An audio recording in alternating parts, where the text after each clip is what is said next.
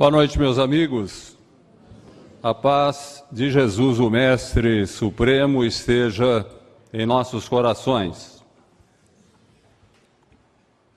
Os saduceus constituíam, ao tempo de Jesus, uma casta de intelectuais com ideias muito particulares a respeito de religião. Admitiam a existência de Deus, mas não aceitavam a sobrevivência da alma humana. Algo realmente inusitado, já que normalmente essas duas crenças estão associadas. Assim como acontecia com os fariseus, os saduceus implicavam com Jesus e não perdiam a oportunidade de causar-lhe embaraços com perguntas impertinentes.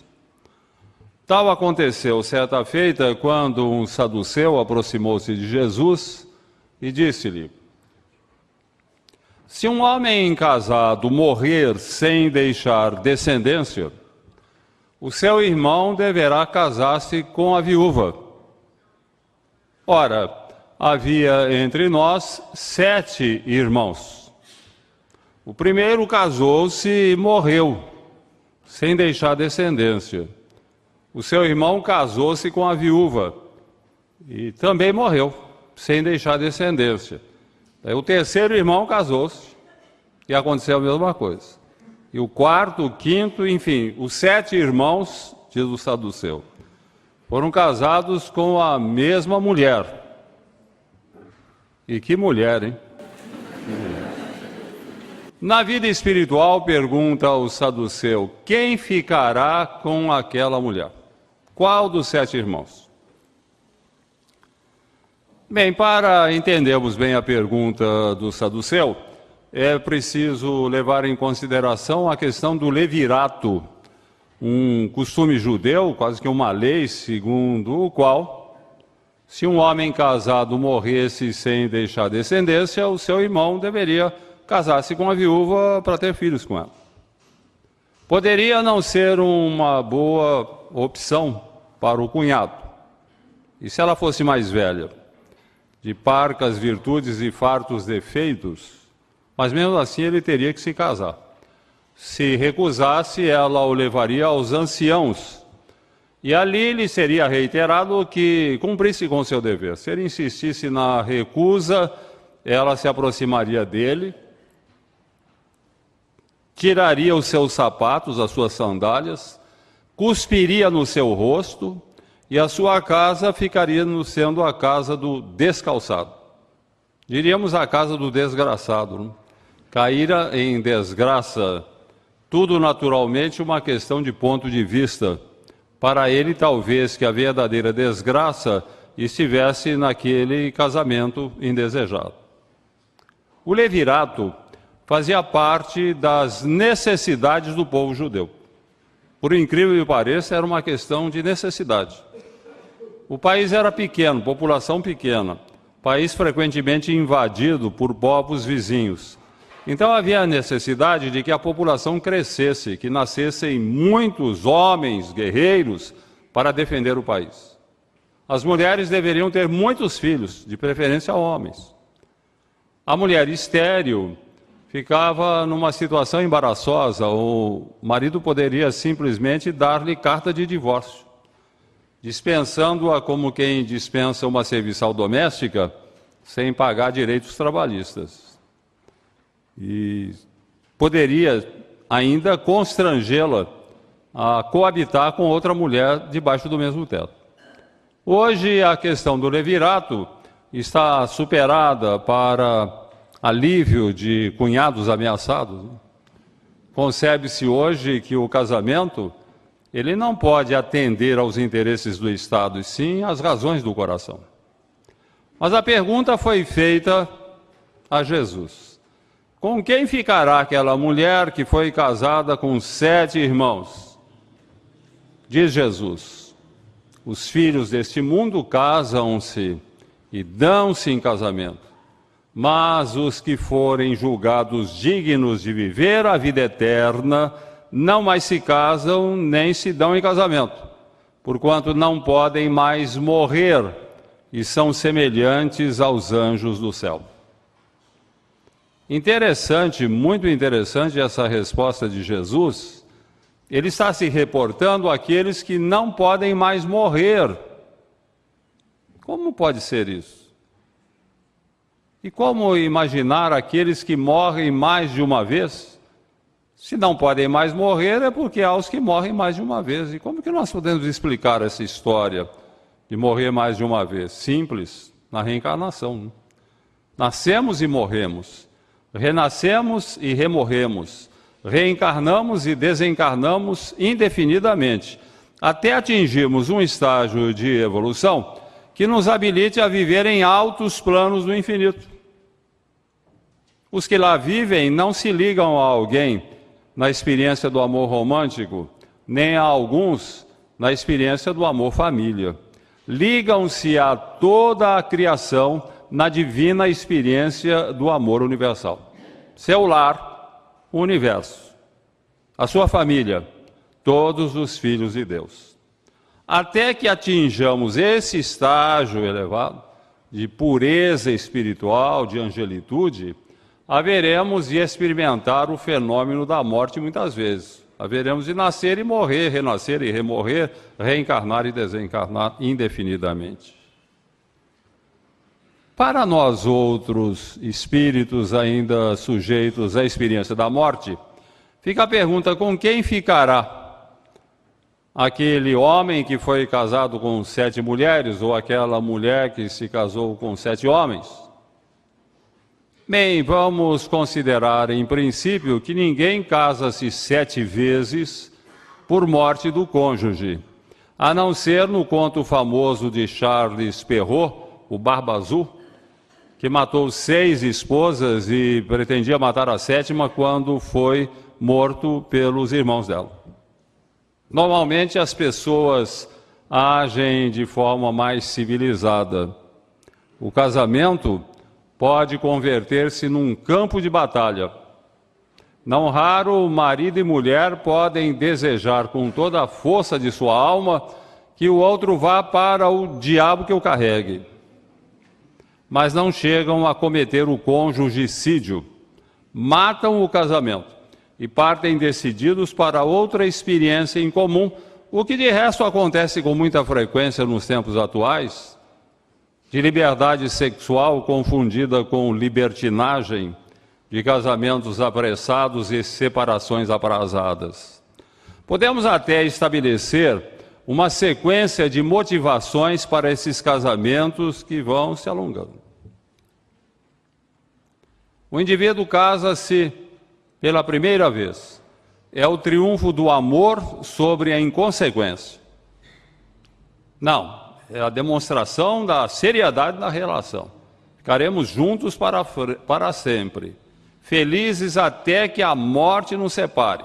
Demonstração de confiança que um deposita no outro e que deposita naquele relacionamento. Estaremos juntos para sempre, felizes até que a morte nos separe. Não dá certo. Brigas, discussões, desentendimentos, separam-se. A culpa é sempre do outro. O indivíduo casa-se pela segunda vez. É o triunfo da esperança sobre a experiência. Outra vez não deu certo, foi uma porcaria, mas dessa vez vai dar certo. Viveremos juntos para sempre, felizes até que a morte nos separe. Não dá certo. Brigas, discussões, desentendimentos, separam-se. A culpa é sempre do outro. Daí o indivíduo casa-se pela terceira vez. É o triunfo da persistência sobre a incompetência. Então, dessa vez vai dar certo, viveremos juntos para sempre, felizes até que a morte nos separe. Não dá certo, brigas, discussões, desentendimentos, separam-se. Dessa feita ele já não pode culpar o outro. A culpa é dele, a sua incapacidade de conviver, de assumir compromissos numa relação em comum.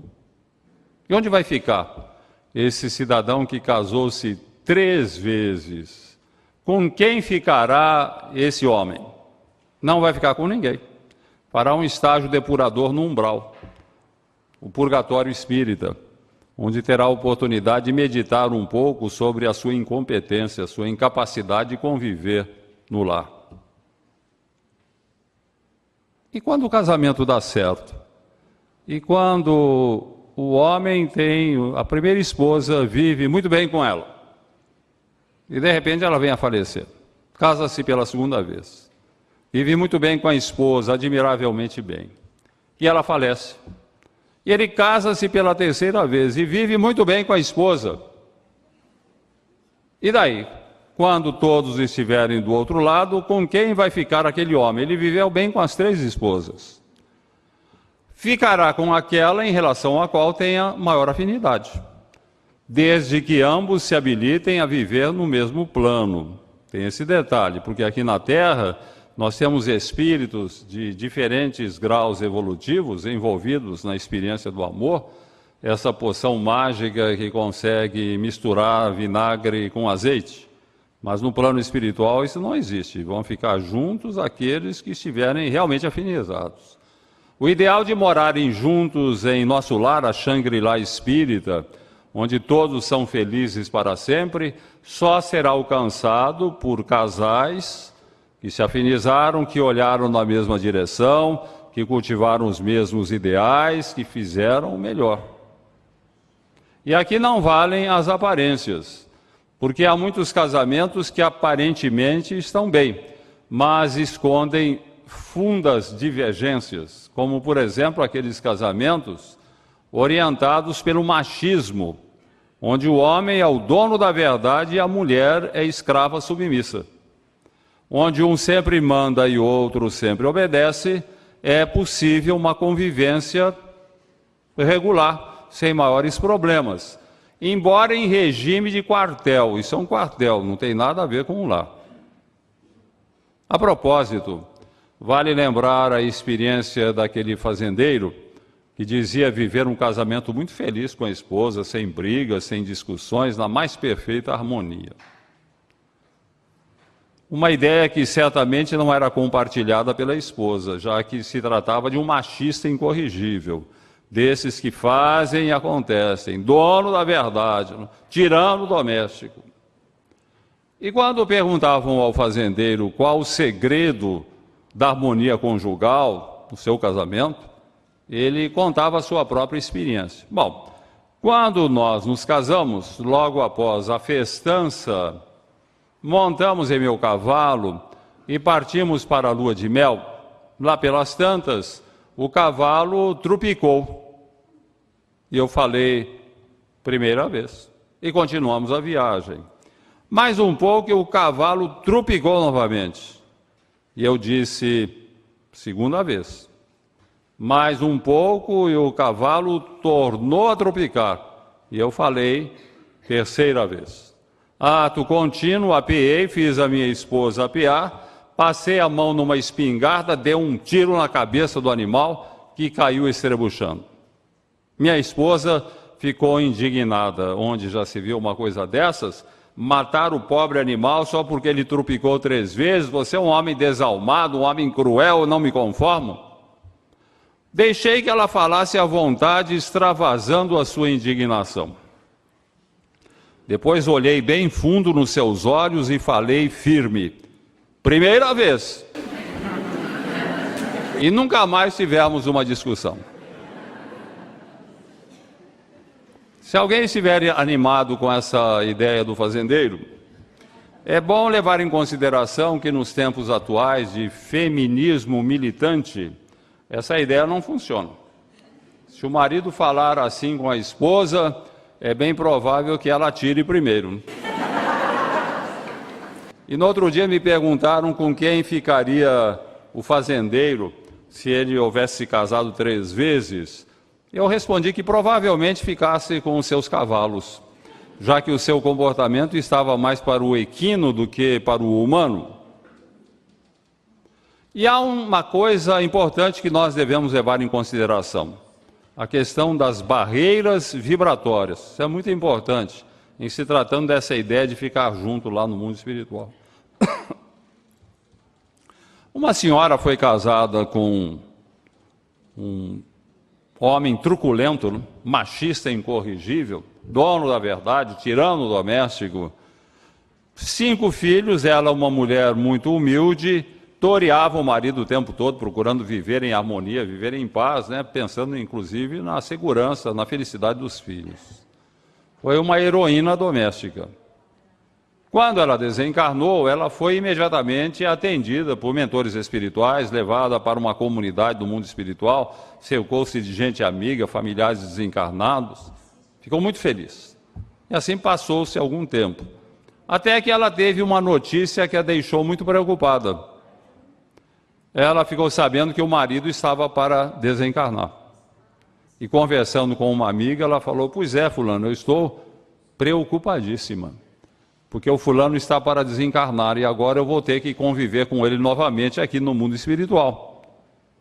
E a amiga, bem mais traquejada, compreendendo melhor esses problemas de além-túmulo, virou-se para ela e falou: Tolinha, você está preocupada à toa, minha filha? Você esqueceu-se das barreiras vibratórias? O seu marido não tem condição nenhuma de vir morar aqui, o padrão vibratório dele é muito baixo.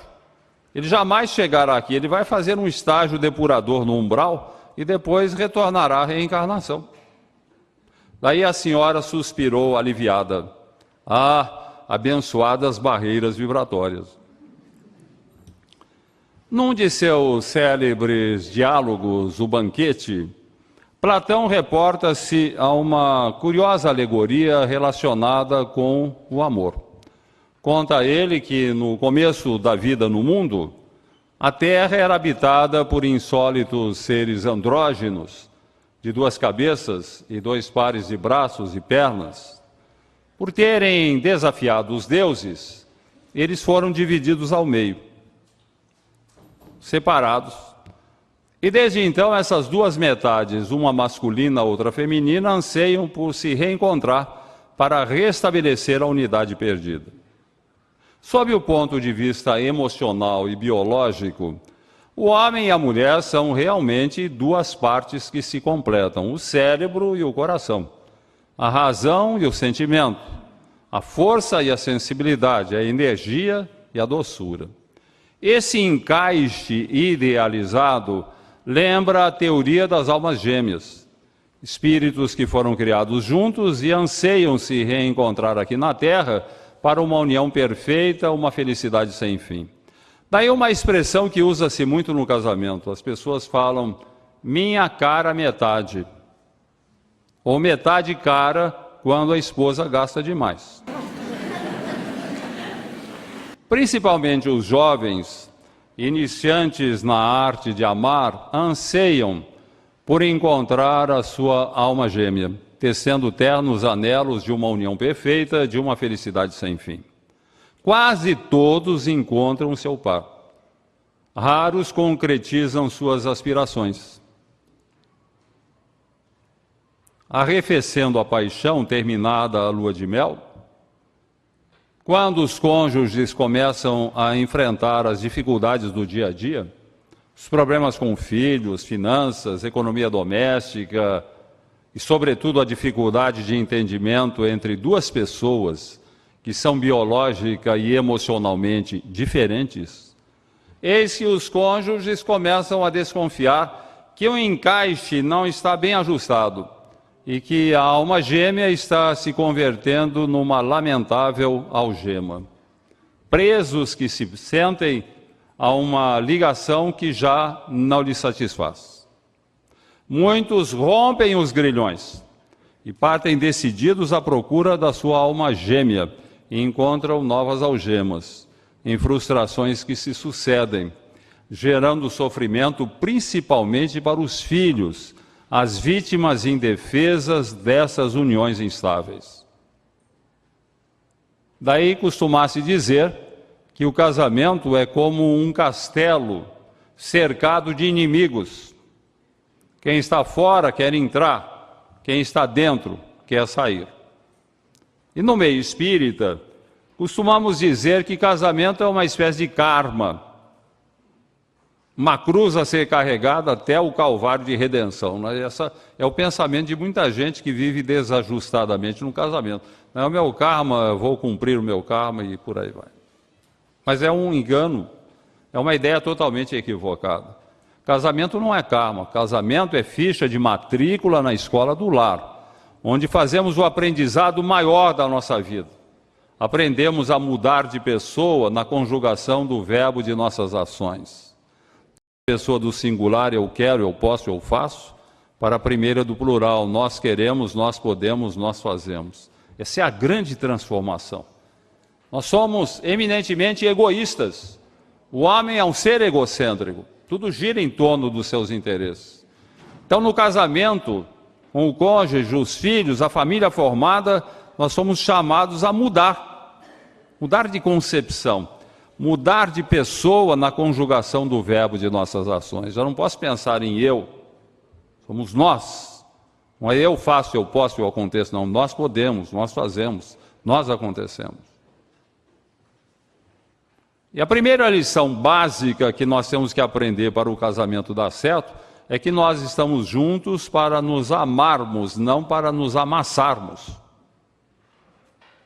Quando as pessoas não entendem esse princípio básico, o casamento não irá bem. As pessoas podem viver juntas o tempo todo, mas não se realizam no casamento e nem cumprem aquilo que o casamento representa. A propósito, vale lembrar a experiência de Dona Flausina, senhora espírita, mãe de 3 filhos, avó de 8 netos, dedicada ao espiritismo, médium, trabalhadora no campo do bem, saúde estável, situação financeira boa. Enfim, ela tinha tudo para ser uma mulher realizada e feliz, não fosse um pequeno problema na sua vida. Gumersindo, o seu marido. Havia entre eles latente um desentendimento que se manifestava com frequência em brigas homéricas. Não que o Gumersindo fosse má pessoa. Ele era até um homem bom, cumpridor de seus deveres, honesto, cuidava bem da família, amava a família, mas era um homem rabugento, antissocial, desses que escondem a vassoura atrás da porta quando vem visita, para a visita ir embora logo. E isso deixava Dona Flausina possessa, porque ela era uma mulher alegre, sociável, gostava de receber visitas, de conversar, aquilo para ela era o fim. Ah, meu Deus, reclamava Dona Flausina, somente o Espiritismo me dá forças para suportar o Gumersindo. Hei de ficar com ele até o final de nossos dias, hei de cumprir o meu karma, mas quando nós morremos, eu não quero nunca mais vê-lo na minha frente. Se ele for morar no Polo Norte, eu vou para o Polo Sul. E assim foi durante 48 anos de desavenças conjugais. Quando Dona Flausina desencarnou, em face de seus méritos, ela foi muito bem recebida pela espiritualidade. Uma mulher de valor, trabalhou muito, cuidou bem da família, foi realmente uma senhora extraordinária. Foi muito bem recebida, logo se instalou numa comunidade do mundo espiritual e tinha tudo para ser feliz, mas ela não estava feliz. Havia uma certa ansiedade, uma inquietação que ela não sabia explicar por quê. Alguma coisa não estava andando certo. E ela ficou sabendo o que era quando conversou com um mentor que fazia uma avaliação de sua experiência na Terra. Todos nós vamos ter um mentor quando a gente desencarnar, ele vai trazer a ficha lá e vai fazer a avaliação. Isso é normal, o Espiritismo nos deixa claro. Fazer uma apreciação do que nós fizemos, se aproveitamos a experiência humana, se nos comprometemos com desvios, se realmente crescemos, evoluímos. Pois bem, o mentor espiritual fez a avaliação da ficha da Dona Flausina e falou para ela, olha, você realmente foi uma mulher de valor, adorável mãe de família, cuidou bem da família, honesta, digna, trabalhadora no campo do bem, praticante da caridade, médium, vejo aqui muitos méritos. Mas há também aqui um pequeno problema na sua vida, um compromisso não cumprido. Compromisso não cumprido? Perguntou Dona Flausina. Não estou entendendo. Sim, Gumersindo, o seu marido. Mas como? Falou Dona Flausina espantada. Compromisso não cumprido? O que é isso? Eu não vivi 48 anos com o Gumercindo, não suportei estoicamente a sua rabugice durante 48 anos? Está aí, Flauzina falou o mentor, o seu problema. Você suportou o Gumercindo. Seu compromisso com ele era diferente, minha filha. Vocês estavam juntos para se harmonizarem e não para se digladiarem. Faltou-lhe, minha filha, a caridade que compreende, que tolera, que ajuda, que perdoa. E Gumercindo, saiba, precisava muito de você. Ele traz velhas neuroses de vidas anteriores, problemas sérios, que hoje o afligem, o induzem a esse tipo de comportamento. E como, de certa forma, você é responsável por aquilo que seu marido é hoje, em face de influências que exerceu sobre ele em vidas passadas, eu não vejo alternativa se não voltarem vocês à experiência em comum. Você vai casar-se novamente com o Gumercindo na nova vida. E dona Flauzina, que tanto ansiara livrar-se do marido, não teve alternativa senão preparar-se para uma nova experiência em comum no casamento, procurando internalizar desde logo aquela lição básica, fundamental. O objetivo do casamento não é nós nos tolerarmos um ao outro. O objetivo do casamento é nós nos harmonizarmos diante das leis divinas. As pessoas se iludem muito, eu acho, no meio espírita principalmente, as pessoas se iludem muito com ideias meio equivocadas, como, por exemplo, a ideia das famílias espirituais. Assim era Mário Vicente, espírita, convicto, participante do movimento espírita, apaixonado pela ideia das famílias espirituais. Já pensou, falava ele para um amigo, morar com a minha família espiritual? Olhar todos na mesma direção? Cultivando os mesmos ideais, perfeitamente afinados em relação aos objetivos da vida, um por todos, todos por um, beleza, um paraíso. E você vive com a sua família espiritual? Perguntou o amigo. Mário Vicente esboçou um sorriso triste. Ah, quem me dera, quem me dera. Lá em casa estamos mais na base do cada um por si e Deus por todos. É muita briga, muita discussão, desentendimento, somos velhos adversários, ligados pelas cadeias do sangue. Recebeu alguma revelação? Perguntou o amigo. Não, nem seria preciso. Basta observar nossas brigas. A gente vive as turras lá, vivemos brigando ali com desentendimentos os mais variados. Então a barra é pesada? Pergunta o amigo. Bom, adianta Mário Vicente, também nem tanto, né? Eu gosto muito de minha esposa, ela é uma mulher dedicada à família, uma mulher honesta, digna, mas ela tem pavio curto, ela é muito intempestiva, ela explode com facilidade, tumultua o ambiente do lar, e na verdade Ernestina é o meu teste de paciência. Frequentemente os nossos santos se desentendem. E os filhos? Adoro todos eles, mas são espíritos imaturos que me dão muito trabalho. Pedro, mais velho, há pouco tempo quase se envolveu com drogas. Júnior, o do meio, aborrecente típico, vive a me contestar. Jussara, mais nova, é um doce de menina, mas puxou o gênio da mãe. Se contrariada, sai de perto. Falou o amigo, certamente são os seus credores, cobram por passadas ofensas. Sim, sim, falou o Mário Vicente, eu sei de tudo isso, estou procurando fazer o melhor. Mas sabe, eu sinto falta da minha família espiritual, daquela vivência tranquila, feliz, de espíritos perfeitamente afinizados, com uma afinidade profunda, olhando na mesma direção, cultivando os mesmos ideais. Mário Vicente deu um suspiro longo e falou, eu tenho muita saudade, certamente andei aprontando muito em vidas anteriores, e hoje eu estou aqui, a minha família lá nas alturas, a minha família espiritual, e eu aqui amargando o pagamento das minhas dívidas, no reajuste com as pessoas. E você espera reencontrar a sua família espiritual? Perguntou o amigo. Sim, claro, eu estou trabalhando para isso. Hei de cumprir os meus deveres junto à família humana, para que Deus me conceda a graça de encontrar a minha família espiritual quando eu desencarnar.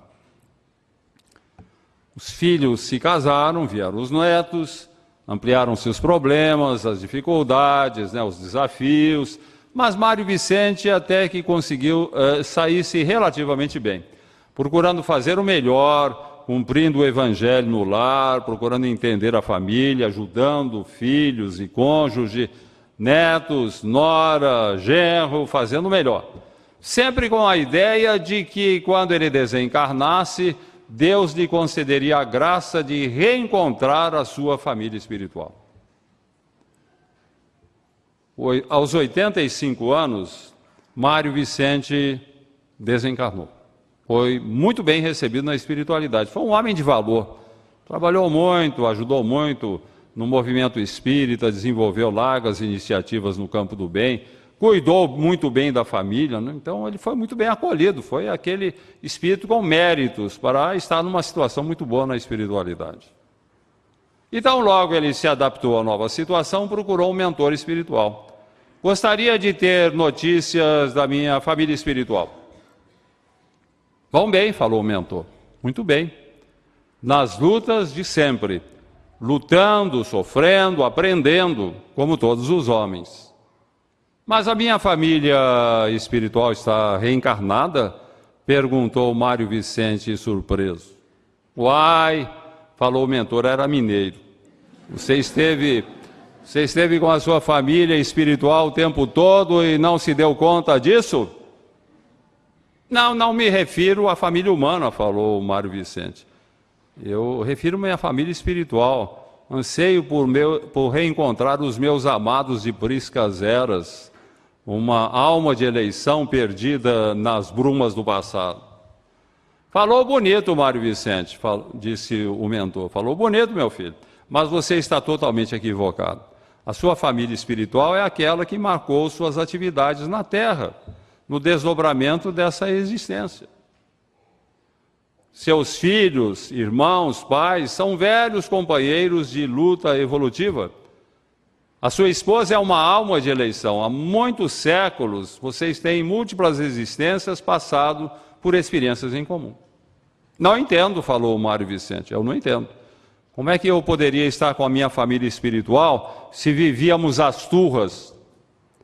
Pois haveriam de viver as turras, falou o mentor, ainda que morassem na esfera do Cristo. Como ensinava Jesus, ainda há muita dureza no coração do homem. E agora? O que devo fazer? Perguntou Mário Vicente desolado. Bem, meu filho, você sempre se julgou um retardatário em relação à sua família espiritual. Na verdade, esteve sempre um pouco adiante dela. A sua família é que é retardatária. Seja agora o que você sempre foi enquanto encarnado. Ajude a sua família. Seja um mentor espiritual, acompanhe seus filhos, seus netos, a esposa, ajude-os, para que sejam firmes e fortes no enfrentar as provações humanas, crescendo espiritualmente, para que o reencontro entre vocês se dê mais tarde em base de vitórias sobre as provações humanas, ensejando-lhes um luminoso porvir. E Mário Vicente, que tanto sonhara encontrar a sua família espiritual, observou, constatou, surpreendido que estivera com ela a vida toda, sem se dar conta disso. Muita água rolaria no rio do tempo até que todos ganhassem asas, habilitando-se à convivência perfeita. O sucesso no casamento, meus amigos, não está relacionado com encontrar a alma gêmea. Não está relacionado com encontrar uma família espiritual. O sucesso no casamento, ele só poderá ser alcançado por aqueles que se empenham realmente em cumprir as leis divinas, que estão perfeitamente expressas no Evangelho. Quando formos capazes de vivenciar o Evangelho, estaremos em condições de conviver bem em qualquer lugar, com qualquer família, fazendo sempre o melhor. um caráter agressivo, uma vocação para a neurastenia, para a depressão, a incapacidade de perdoar, de compreender, de ajudar, tudo isso azeda qualquer relacionamento e torna as pessoas incapazes de conviver e, consequentemente, de serem felizes. Há um engano básico, fundamental, cometido por aqueles que se casam, na maior parte das vezes. O cidadão está esperando que o casamento dê certo para ser feliz, sem compreender que é preciso ser feliz para o casamento dar certo. Somente assim.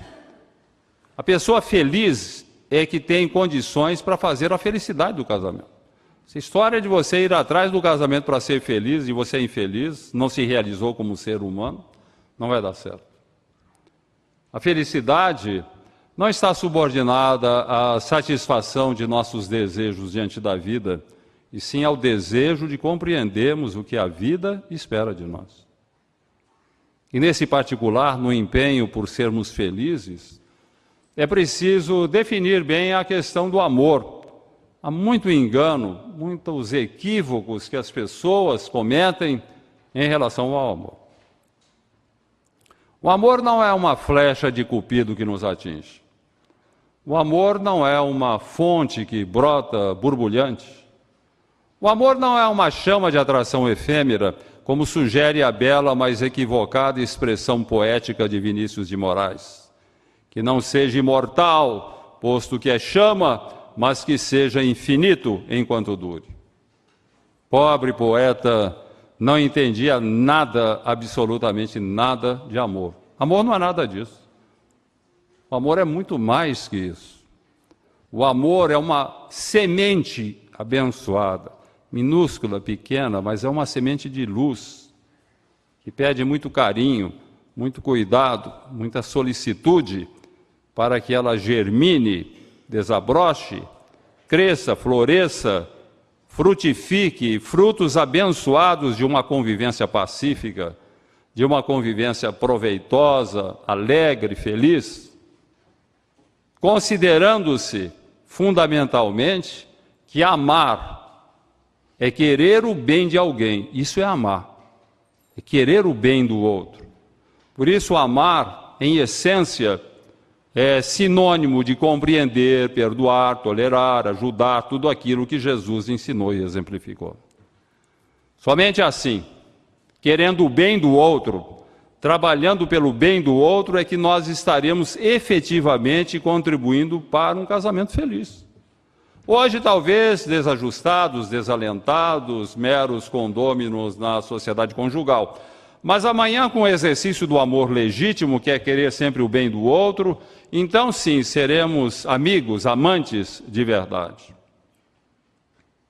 É lamentável quando as pessoas dizem que suportam o cônjuge por amor aos filhos ou respeito à religião. Na avaliação de nossas experiências terrenas, quando chegar a nossa hora, um dos itens fundamentais vai dizer respeito à nossa convivência com as pessoas. Retornamos ao mundo espiritual levando mágoas, ressentimentos, rancores, ódios recíprocos, estaremos muito mal na espiritualidade.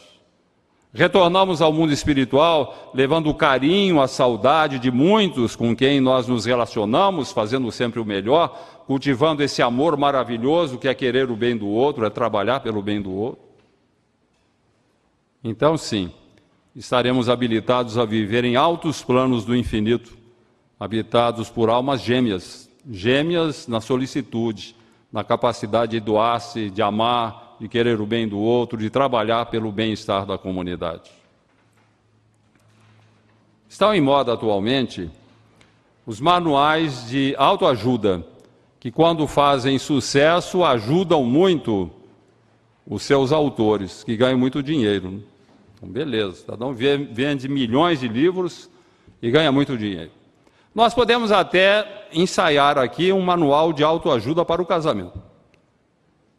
Um manual bem simples, de algumas sugestões singelas que nós podemos colocar em prática desde agora. A primeira delas, chama-se gentileza. Diz André Luiz: experimente tratar os familiares como você trata as visitas. Olha que observação interessante de André Luiz. Experimente tratar os familiares como você trata as visitas. Bom dia, boa tarde, boa noite, como vai? Tudo bem? Um presentinho para você, estava com saudade dessas coisas. Mostramos o lado iluminado para as visitas. Geralmente o lado sombrio para a família.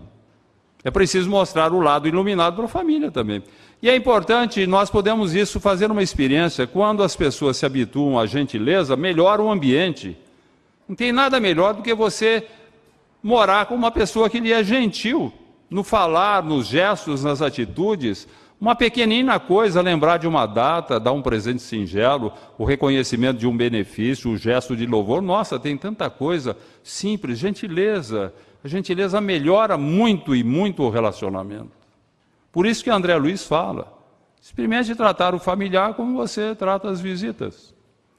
E devemos insistir na coisa, ainda que o familiar, por estranheza ou impertinência, possa, em princípio, responder ao nosso bom dia, perguntando: mas por que você acha que o meu dia vai ser bom?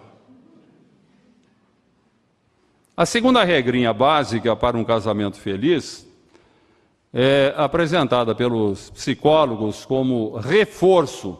Vamos traduzir isso mais simples: elogio. Experimente elogiar os familiares.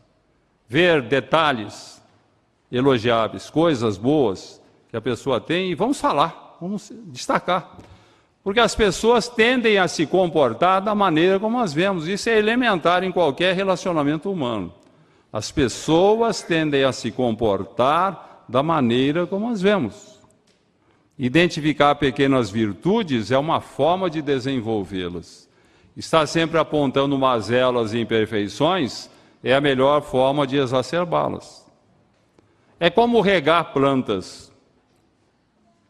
Se você regar uma flor, terá um jardim. Se você regar espinho, terá um espinheiro. Dependendo de como o cônjuge é tratado, o príncipe encantado pode virar um sapo. Melhor trabalhar para que o sapo se transforme no príncipe encantado. Havia um machista incorrigível, desses donos da verdade, tirando doméstico, cujo casamento estava meio conturbado justamente por causa do seu caráter, da sua maneira de ser. E um amigo sugeriu: por que você não elogia a sua esposa? Veja alguma coisa que ela tenha de bom, elogie, você vai ver como o relacionamento entre vocês vai melhorar substancialmente. Veja aí, elogie a sua esposa. E ele, que era desses indivíduos incapazes de enxergar além do próprio umbigo, virou-se para o amigo e falou: olha, mas tem um probleminha aí. Eu não sei o que eu vou elogiar na minha esposa, eu não vejo nada de elogiável. E o marido, o amigo que eu conhecia muito bem e era muito franco, lhe disse: pois eu conheço uma virtude altamente elogiável na sua esposa. Que virtude é essa que eu não conheço? Ela é capaz de conviver com você. A terceira regrinha simples, básica para um casamento feliz, nos é apresentada por um dramaturgo inglês que apaixonou-se por uma jovem e quis pedi-la em casamento. Mas ele não usou a fórmula básica, normal, corriqueira. Você me daria a honra de casar-se comigo? Não, ele não falou isso. Aproximou-se dela e disse-lhe: você me daria o prazer de passar os próximos 40 anos conversando comigo? Eis aqui, meus irmãos, a base do casamento perfeito. Um diálogo que deve prolongar-se por toda a existência. Quando os cônjuges perdem o gosto pela conversa, o amor vai embora pela janela. O que sustenta o amor é a conversa. Não é o sexo, não. O sexo passa logo. O que sustenta o amor é a conversa. Conversar, trocar ideias, desenvolver iniciativas. Conversar, franqueza, honestidade, não esconder nada do cônjuge. Só um cuidado, evitar que a discussão em torno de determinado tema possa virar uma pancadaria verbal. Isso acontece às vezes. Quando as pessoas perdem o controle, falam coisas que vão se arrepender depois. Às vezes um casamento estraga-se simplesmente por um momento aí em que o cidadão transformou a discussão numa pancadaria verbal. Ele fala coisas que o cônjuge não vai esquecer, vai lembrar sempre, daí o casamento vai ficar estragado. Por isso nós temos que evitar que uma simples discussão possa virar uma pancadaria. Chico Xavier nos dá uma orientação muito interessante a esse respeito. Ele diz o seguinte: quando o ambiente começar a esquentar em casa, faça uso da água da paz. A água da paz é uma coisa interessante. Você vai até o pote e toma um gole d'água. Essa é a água da paz. Um detalhe, não engula. Fique com a água na boca, esfriando a língua. Com a água na boca você não poderá falar. E não falando, interrompe a discussão. Chico chama isso de água da paz. Fique com a água na boca até que você se acalme. Daí engula, daí volte a conversa. Beleza. Tipo da coisa que podemos colocar em prática a todo momento. Ou então podemos fazer como aquele casal que estava comemorando bodas de ouro, beleza? E um casamento feliz. E o pessoal perguntava para o casal, né, qual o segredo do sucesso no casamento? Vocês vivem felizes aí há 50 anos. E ambos responderam, muito simples, quando nós nos casamos, combinamos. Quando o ambiente começasse a esquentar em casa, um de nós iria fazer um passeio no campo. E ambos tinham o aspecto saudável, corado de quem vai frequentemente ao campo. Enfim, minha gente, todas essas orientações funcionam muito bem. A questão da gentileza, do elogio, da conversa, tudo isso funciona muito bem, é ótimo. Desde que não nos esqueçamos de que isso tudo deve fazer parte de um contexto, que é a vivência do Evangelho. Isso é fundamental, isso é algo que nós não podemos deixar de lado. Se nós queremos viver bem na terra, com qualquer pessoa, aproveitando integralmente as oportunidades de edificação da jornada humana, é fundamental, é básico, é indispensável buscar as marcas do Cristo, que representam a renúncia, o sacrifício pessoal em favor do bem comum. Essas são as marcas do Cristo. Quando você é capaz de renunciar aos seus interesses pessoais em favor do bem comum, você estará realmente integrado nas marcas do Cristo. E eu fico sempre pensando, quanto mais estudamos o Evangelho e a doutrina espírita, mais vamos nos compenetrando de que o que vale realmente é isso. De que nós estamos na Terra, fundamentalmente, para conquistar as marcas do Cristo. No dia em que nós conquistarmos as marcas do Cristo, iremos morar em altos planos do infinito. Iremos ficar livres da fieira das reencarnações expiatórias. Fundamental, portanto, conquistar as marcas do Cristo. E certamente muitos de nós, quando no mundo espiritual nos preparávamos para a presente existência, perfeitamente conscientes dessa necessidade, perfeitamente conscientes das nossas responsabilidades, teremos elevado o pensamento em oração para dizer assim: Senhor, quando me deres o privilégio do renascimento no berçário do mundo, entre as necessidades que apresento e aquelas que não vejo, e, Senhor, o desejo em que dia por dia me aprofundo. Deixa-me renascer em qualquer parte, entretanto que eu possa buscar-te onde constantemente continuas, trabalhando e servindo em todas as estradas, para que eu também tenha as minhas mãos marcadas, como trazes as tuas.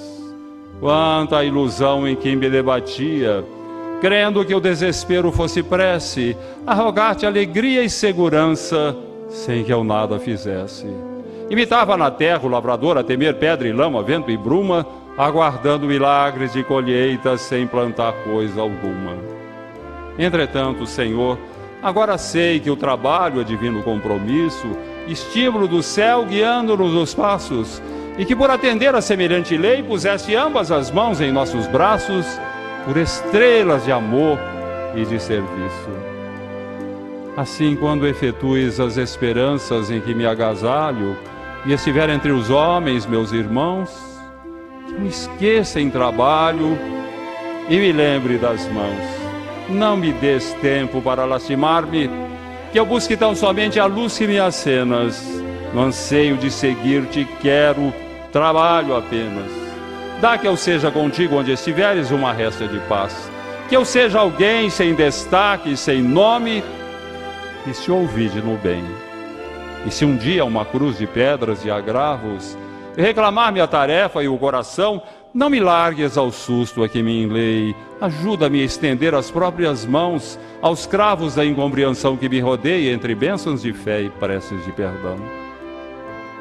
Não consintas que eu retorne ao tempo morto da ilusão convertida em desconforto.